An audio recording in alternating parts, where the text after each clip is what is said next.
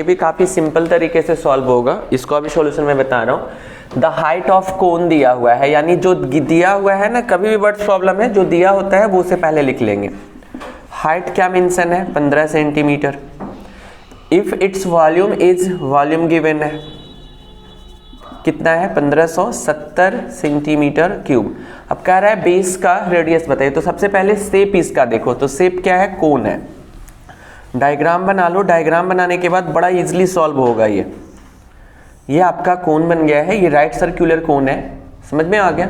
Height mention है, यानी ये मेंशन है आपका 15 सेंटीमीटर, और वॉल्यूम मेंशन है कि इसका 1570 है, ठीक है। अब यहाँ पर इसका रेडियस फाइंड करना है हमें, सिंपल सा फॉर्मूला लगाना है वॉल्यूम वाला, जो सबसे बड़ा डिजिट दिया हुआ है, जिसमें वॉल्यूम, एरिया वगैरह मेंशन होता है, रेडियस, हाइट, तो उसमें सबसे बड़ा जो होता है वो वॉल्यूम है, फिर एरिया है, फिर उसकी हाइट हो जाएगी, फिर उसका रेडियस होगा। मेंशन देख लेते हैं, वॉल्यूम गिवन है तो वॉल्यूम ऑफ कोन का फॉर्मूला यूज कर लेंगे। कितना गिवन है, ये 1570। वॉल्यूम ऑफ कोन अगर आप लोगों को याद है तो आप मैसेज करो, देखो कितना फटाफट क्या कर सकते हो आप लोग। 1/3 pi r square h equal to 1570। काफ़ी सिंपल सॉल्यूशन है। इनटू में देखो पाई की वैल्यू अगर कुछ नहीं दिया हुआ हो क्वेश्चन में तो 22/7 रखेंगे, लेकिन यहाँ पर यूज लिखा हुआ है pi equal to 3.14, that mean 3.14 into R कितना है बेटा आपका, तो पता नहीं है हमें, क्योंकि आर हमें फाइंड करना है, और हाइट मेंशन है 15 इक्वल टू 1570। अब जो फाइंड करना है उसे इसी साइड में रख देंगे, यानी R square equal to 1570 into, अब जो नीचे है वो ऊपर चला जाएगा, यानी आपका 3 ऊपर आ गया, और ये दोनों मल्टीपल में है तो नीचे आ जाएगा। 3.14 इंटू में 15। अब देखना है यहाँ पर मेंशन है 3.14, तो पॉइंट को हटाते हैं, पॉइंट के बाद 2 डिजिट है, यानी 1 लिख करके 20। अगर ऊपर में होता तो नीचे में आ जाता, नीचे में होता तो ऊपर में आ जाता। अब कटिंग की प्रोसेस करेंगे, 314 और 1570, ये बेटा 5 टाइम्स में कट जाएगा, समझ में आ गया। और इसको कट करेंगे फिर ऐसे, समझ में आ रहा है, ये भी कट गया, और बचा हमारे पास 100, यानी आर स्क्वायर बराबर 100, तो आर बराबर √100, और आपका आंसर आ गया आर का कितना है, 10 सेंटीमीटर, और ये हमने रेडियस इसका फाइंड कर लिया। बड़ा सिंपल तरीके से आप इन प्रश्नों को सॉल्यूशन कर सकते हो।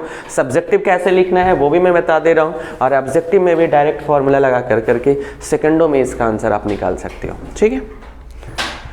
लेकर के आया हूं मैं, ये आपका है, had Ajita scored 10 marks in her mathematics test out of 30 marks, यानी कि 30 मार्क्स का टेस्ट था, और अजीता अगर 10 मार्क्स और लाता तो कुछ कंडीशंस कह रहा है, 9 times this marks would have been the square of her actual marks, यानी उसके एक्चुअल मार्क्स से वो 9 टाइम्स ज़्यादा हो जाता अगर वो 10 नंबर और ज़्यादा लाती।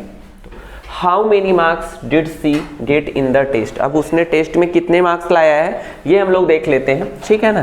तो सबसे पहले लेट कर लेते हैं, let Ajita actual marks, let कर लिया मैंने x। तो क्वेश्चन है, अकॉर्डिंग टू क्वेश्चन कर लेते हैं कि अगर वो 10 मार्क्स ज़्यादा लाती है, ठीक है ना, अजीता मार्क्स v अगर हम कर लेते हैं x + 10, तो अकॉर्डिंग टू क्वेश्चन में ही है कि अगर 10 मार्क्स ज़्यादा लाती है तो ये 9 टाइम्स हो जाता है, ठीक है ना, 9 टाइम्स हो जाता है जो उसने मार्क्स लाया है उससे, समझ में आ गया, उसके स्क्वायर का। अब देख लेते हैं, कहता है 9 times this marks would have been the square of the actual marks, तो एक्चुअल मार्क्स क्या है बेटा, x है, तो एक्चुअल मार्क्स का स्क्वायर यानी x स्क्वायर।